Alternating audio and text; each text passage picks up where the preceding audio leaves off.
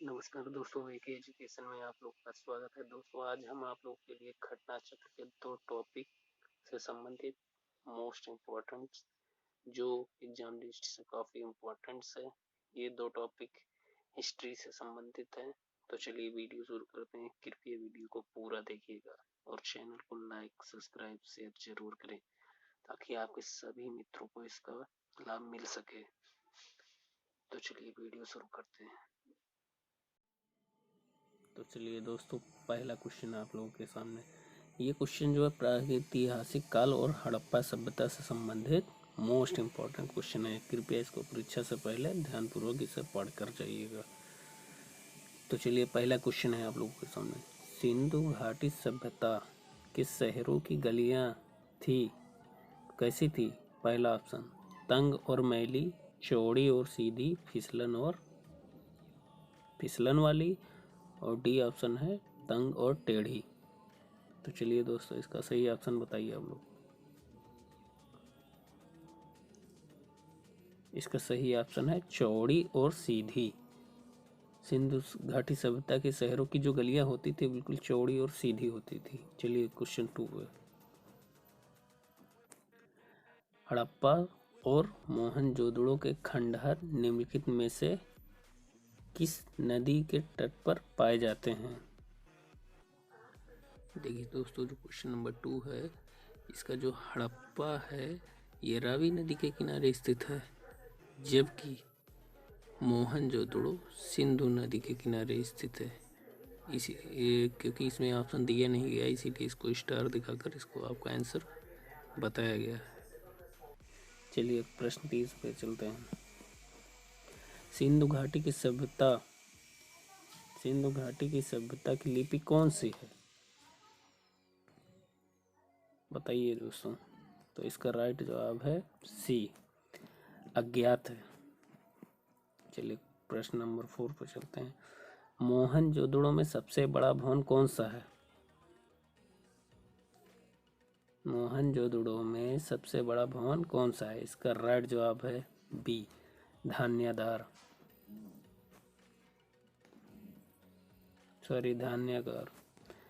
विशाल स्नानागार great bath कहाँ मिला था? ये मिला था मोहनजोदड़ो में। छठवां प्रश्न देखिए। सिंधु घाटी के लोगों की एक महत्वपूर्ण रचना निम्नलिखित में से किसकी मूर्ति थी? तो ये थी नृत्य करती हुई बालिका। देवी माता की पूजा संबंधित थी। बताइए दोस्तों। तो इसका राइट जवाब है सी, सिंधु घाटी सभ्यता के साथ। 8वें प्रश्न पे आ जाइए आप लोग। सिंधु घाटी सभ्यता का पतन नगर बंदरगाह कौन सा है?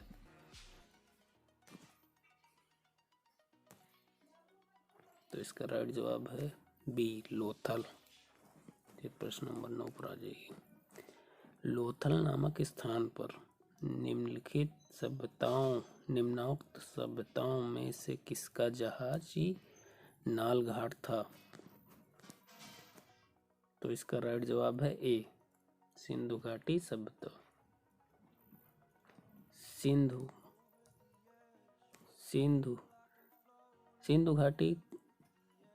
घाटी सभ्यता की अर्थव्यवस्था की ताकत थी। तो इसका राइट जवाब है ए, कृषि।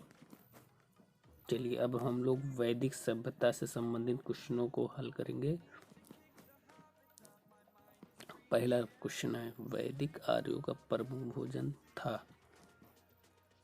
तो इसका राइट जवाब है ए, बी, दूध और इसके उत्पाद। वैदिक आर्यों में जो प्रमुख भोजन था इसका दूध और उसके उत्पाद थे।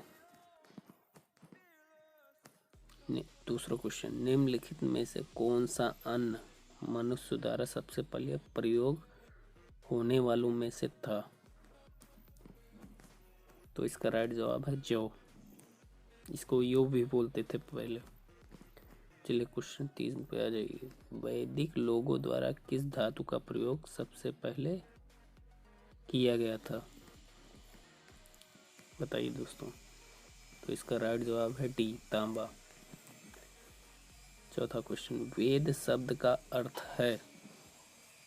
वेद शब्द का अर्थ तो आप जानते ही होंगे, ज्ञान होता है। चलिए प्रश्न 5 पे आ जाइए। ये मोस्ट इम्पोर्टेंट है दोस्तों, इसको ध्यान से देखिएगा। आर्य सभ्यता में मनुष्य के जीवन की आयु को आरोही क्रमानुसार निम्नलिखित चरणों में से कौन सा विकल्प सही है, बताइए दोस्तों। तो इसका राइट जवाब है ए। पहले आएगा ब्रह्मचर्य, फिर गृहस्थ, फिर वानप्रस्थ, उसके बाद संन्यास। चलिए ठीक है दोस्तों, 6वें प्रश्न पे चलते हैं। आर पूर्वी के साथ अपने संघर्षों में सफल रहे। तो इसका राइट जवाब है डी। इनका राइट जवाब है उन्होंने घोड़ों द्वारा चलाए गए रथों का प्रयोग किया था।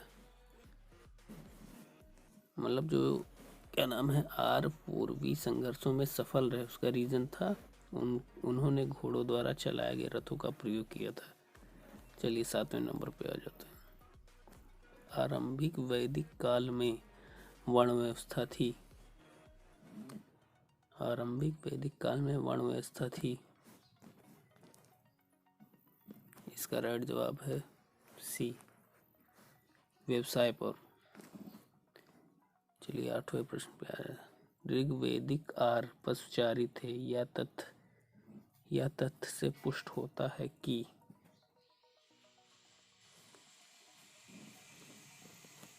इसका राइट जवाब है सभी। पहला है ऋग्वेद में गाय के अनेक संदर्भ हैं, सही। अधिकांश युद्ध गायों के लिए लड़े गए थे, ये भी बात सही है। पुरोहित को दिए गए जाने वाला उपहार गाय थी, ना कि जमीन, ये भी सही है, इसीलिए उपयुक्त सभी। इसका चलिए 9 क्वेश्चन पे आ जाइए। आर्यों को एक जाति कहने वाला पहला यूरोपीय कौन था। तो इसका राइट जवाब है सी, मैक्स मूलर। चलिए 10वें प्रश्न। आर्यन जनजातियों की प्राचीनतम बस्ती कहाँ है। तो इसका राइट जवाब है सी, सप्त सिंधु।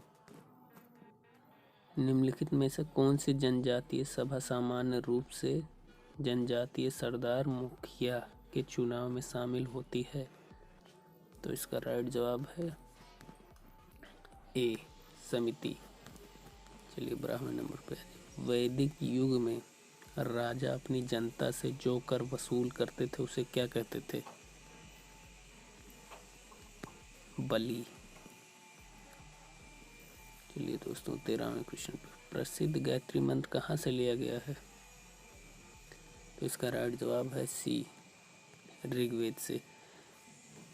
प्रसिद्ध गायत्री मंत्र ऋग्वेद के 3 मंडल से लिया गया है, ये भी ध्यान दीजिएगा दोस्तों। चलिए 14 नंबर प्रश्न। भारतीय प्रतीक पर उत्कीर्ण सत्यमेव जयते लिया गया है।